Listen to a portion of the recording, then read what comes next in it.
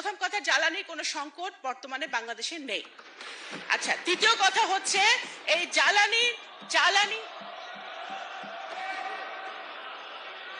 মাননীয় speaker, Honorable members, may I humbly request all of you, honorable members, please, জি মাননীয় প্রতিমন্ত্রী আপনি আপনার বক্তব্য অব্যাহত রাখুন।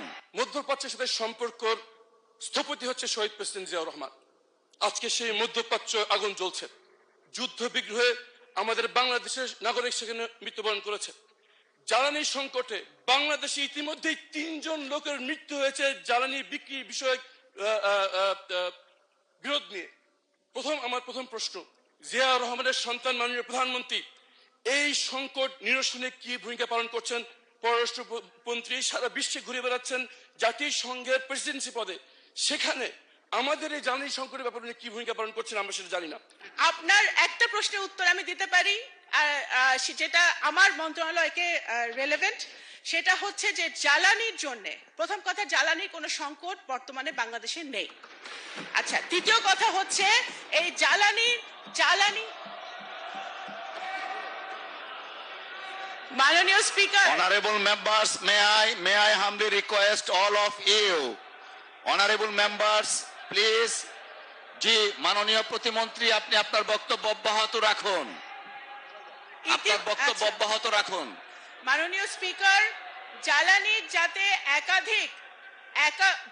যাতে একাধিক সোর্স থেকে আমরা সরবরাহ করতে পারি, সেই জন্য ইতিমধ্যেই মাননীয় প্রধানমন্ত্রী একাধিকবার আমাদের সাথে বসেছেন। জ্বালানি মন্ত্রণালয়, পররাষ্ট্র মন্ত্রণালয়, বিভিন্ন সংশ্লিষ্ট মন্ত্রণালয়ের সাথে উনি বসেছেন।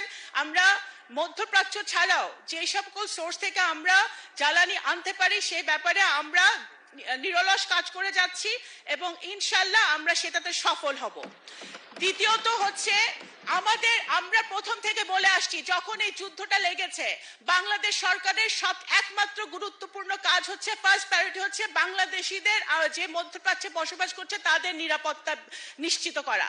সেটা আমাদের মিশনগুলা পুঙ্খানুপুঙ্খভাবে 24/7 কাজ করে তারা করে যাচ্ছে। এবং আমাদের যারা 5 জন মৃত্যুবরণ করেছে মাননীয় স্পিকার, দুর্ভাগ্যবশত 5টি ভাইকে আমরা হারিয়েছি, তাদের 2 জনকে আমরা মৃতদেহকে আমরা সফলভাবে বাংলাদেশে আনতে আমরা পারতে পেরেছি। কারণ এই এখন সিচুয়েশনটা বুঝতে হবে, বাংলাদেশে অনেক ওই মধ্যপ্রাচ্যে অনেক কমপ্লিকেটেড সিচুয়েশন বিরাজ করছে। কখন কোথায় যুদ্ধ লাগে আমাদের বাংলাদেশিরা তখন নিজেরা বুঝতে পারে না। সুতরাং এর মধ্যে আমরা কিন্তু আনতে পেরেছি এবং 186 জন বাংলাদেশিকে নিরাপদে ইরান থেকে, তেহরান থেকে IOM এর সহযোগিতায় আমরা বাংলাদেশে ফেরত এনেছি একটি চার্টার্ড বিমান ফ্লাইটের মধ্য দিয়ে। সুতরাং বাংলাদেশ সরকার, বাংলাদেশিরা, নাগরিকরা পৃথিবীর যেখানে আছে নিরাপদে আছে কিনা সেটাই আমাদের একমাত্র প্রায়োরিটি এখন বর্তমানে। ধন্যবাদ মাননীয় স্পিকার। ধন্যবাদ মাননীয় প্রতিমন্ত্রী। প্রথম কথা, জ্বালানির কোনো